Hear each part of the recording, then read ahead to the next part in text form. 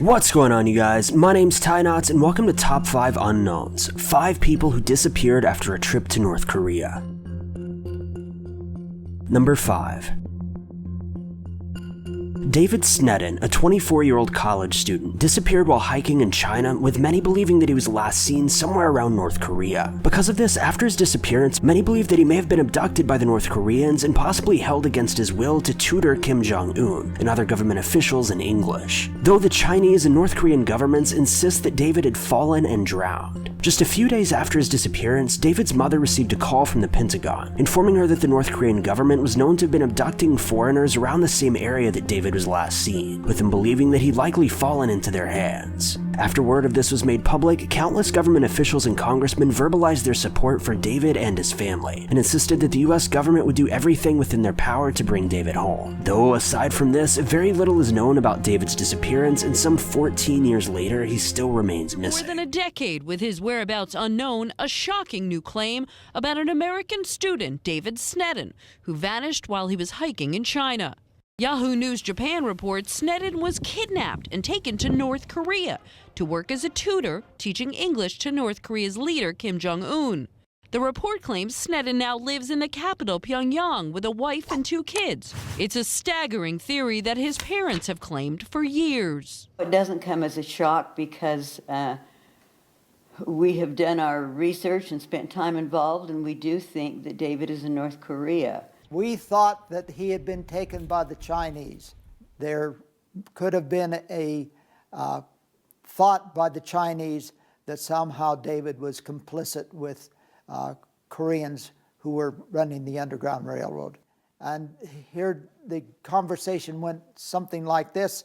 I think I know where David is. He's teaching English, and he's doing that in Pyongyang for their kind of intelligence group.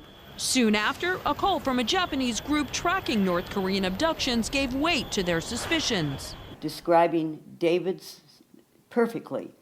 A student, where he was from, what he was doing, how he was capable in many languages, and that he was teaching English to people in North Korea. Number 4. In Niigata, Japan, a 13-year-old Megumi Yokota was allegedly kidnapped by North Korean agents on November 15, 1977. North Korean agents reportedly dragged her into a boat and took her straight to a North Korean facility that teaches spies about Japanese and South Korean customs. In the late 1970s and 80s, North Korea's Room 35 conducted a kidnapping ring that kidnaps men and women from South Korea and Japan and even extends across China, Hong Kong, and Southeast Asia. These kidnapped individuals are then used as teachers for spies in North Korea, Japan, and other Asian countries. In 2004, North Korea admitted fault and returned 5 kidnapped citizens back to Japan. However, North Korea claimed that this 13-year-old girl had passed away after taking her own life in 1994. The Japanese government then requested a DNA sample to confirm that this did in fact happen, though the sample came back negative in their system, meaning that the DNA did not belong to this young girl. Because of this, the status of Megumi Yokota being either alive or dead is unknown to this day. The case is controversial in both South Korea and Japan due to her age and her current status. The fact that North Korea would kidnap anyone, even kids as young as 13, is disturbing, and the inability for North Korea to confirm her status reinforces the lack of trust that the world has with North Korea. Maybe someday this poor child can be returned home, but for now she remains missing. The parents of a woman abducted by North Korean agents have met her daughter for the first time. Agents kidnapped Megumi Yokota nearly 4 decades ago. Now her parents have had what they called a miraculous meeting with their granddaughter. Shigeru and Sake Yokota met Kim Eun-kyung last week in the Mongolian capital Ulaanbaatar. Kim was with a man thought to be her husband and a baby girl. Kim was born after her mother was taken to North Korea in 1977. North Korean officials said in 2002 that Megumi Yokota had died in 1994. They provided remains they claimed were hers. But Japanese officials say a DNA test proved they were wrong. Sources say no new evidence was shown during the meeting to back the claim that she's already dead. Her parents released a statement saying they hoped the meeting would lead to improved ties so that all abductees could be returned to Japan. The parents had been hesitant to meet Yokota's daughter in North Korea. They feared authorities would force Kim to follow their version of events. Japanese government officials say at least 17 Japanese nationals were abducted in the 1970s and 80s. Number 3. A man by the name of Yaiko Taguchi was a Japanese citizen and one of many that had been kidnapped by North Korea in the 1970s and 80s. Prior to her abduction, Yaiko worked as a hostess at a bar in order to support her children, after she and her husband had divorced a short while prior. She did this until June of 1978 when she was last seen dropping her children off at daycare, never to be seen again. She's believed to have been taken by the Korean government and forced to train Korean bombers and spies. Her abduction was finally confirmed in 2002 when the North Korean government released a statement on the matter, though they claimed that she passed away back in 1986. When investigators questioned the bomber that she'd allegedly been training, he informed them that she often wept while teaching, as she simply wanted to return home to her children. While she's certainly passed away by now, the Japanese government insists to this day that she was likely alive up until the year 2000, though the reasoning behind this is uncertain. Two close relatives of a Japanese woman believed to be abducted by North Korean agents in 1978 met with a former North Korean agent. The agent said he knew the abducted woman, so there are hopes she will be found. Yaiko Taguchi is a Japanese woman believed to have been abducted by North Korean agents in 1978.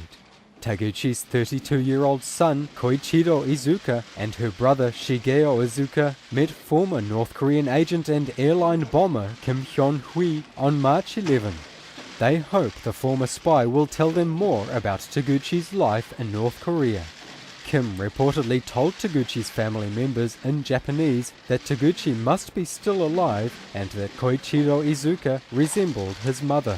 Kim said he was taught Japanese by Taguchi. The former North Korean agent was convicted and sentenced to death for the bombing of a Korean Airlines airliner in November 1987. He was later pardoned by South Korea's president.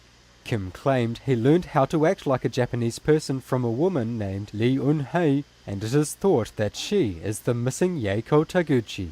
North Korea has said that Yaiko Taguchi was killed in North Korea in an automobile accident in 1986, but provided no supporting evidence for that claim. Number 2. In 1978, a young Romanian artist by the name of Doina Boombay agreed to accept a job in Asia. She then packed her bags, left home, and headed off to begin her new life. However, upon arriving in Asia, she's believed to have been kidnapped by the North Korean officials and smuggled into the country, where she was told that her new job promise had been a lie and that she was actually being taken to become the wife of an American defector by the name of James Dresnock. She was then forcibly married, and the two had multiple children, all of whom remain trapped in North Korea to this day. Additionally, after the two had become married, it's said that her new husband had become extremely abusive, with many of James's friends describing him as an eager torturer. His wife is believed to have attempted to escape back to Romania in 1981, but failed. She was then kept under a close watch until 1997, when she's believed to have passed away due to cancer. The North Korean government, however, denies that this woman was ever abducted, and even claims that she doesn't exist and that the whole story was made up, though the Romanian authorities say otherwise. Sadly, we may never know the full story of what happened to Doina, but the truth is we probably don't want to know.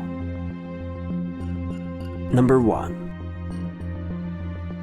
A man by the name of Korematsu is yet another Japanese citizen who's believed to have been abducted by the North Korean government back in the 70s and 80s. After his initial kidnapping, the details of which aren't entirely known, he's believed to have been taken over to North Korea to teach and train North Korean spies. According to the North Korean government, Korou was in fact kidnapped by them and held captive until 1996, when he supposedly passed away in a car crash. His bones were then collected, and years later, when the government admitted to kidnapping him, these bones were returned to Japan. However, when investigators began to conduct research on his body, they found that these bones were not those of Korou. In fact, they belonged to a 60-year-old unidentified female. Additionally, the dental records that the Japanese government had on file for Korou did not match this new body. Because of this, as with many of the other cases of North Korean kidnappings, the Japanese government believes that Korou likely did not pass away when the North Korean government claims that he did, and believe that he may possibly still be alive to this day. Thank you guys so much for watching. If you liked this video, be sure to click that like button.